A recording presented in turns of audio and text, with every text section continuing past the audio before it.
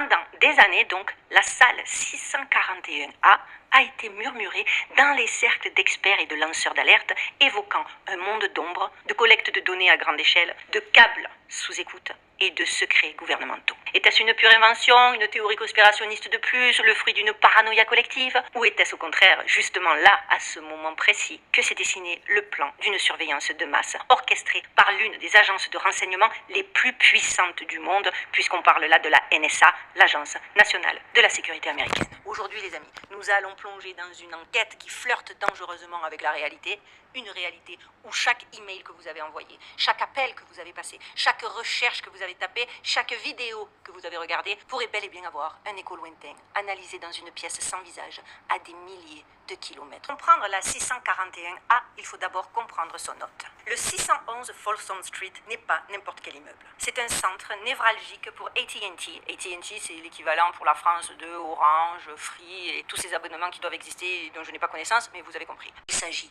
de Mark Klein.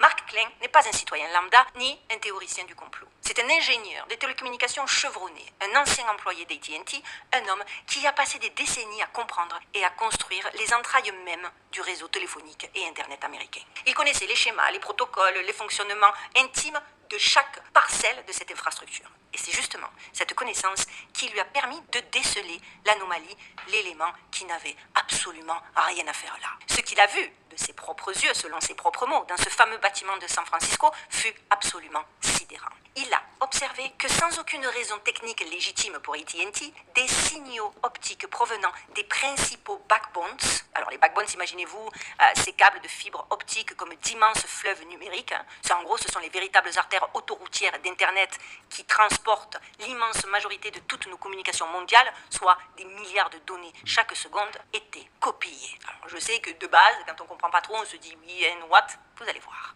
Comment une telle chose peut-elle être possible? C'est simple, c'est grâce à un appareil spécifique, ce qu'on appelle un splitter. Pensez à un splitter comme à un miroir secret placé directement au milieu de ces fleuves de données. Ce n'est pas un simple déviateur qui ralentit ou redirige le flux. Non, non, non.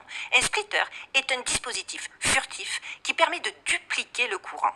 Le fleuve continue donc son chemin intact d'un côté, mais de l'autre, une copie exacte, intégrale et en temps réel de tout ce qui transite par ces fibres était créée. Et en plus, cette copie n'allait absolument pas vers un centre technique standard d'AT&T pour la maintenance ou l'amélioration du service, ce qui aurait été logique, en tout cas compréhensible. Non, pas du tout. Elle était envoyée directement vers une pièce bien particulière, cette salle au nom si anodin, la salle 641.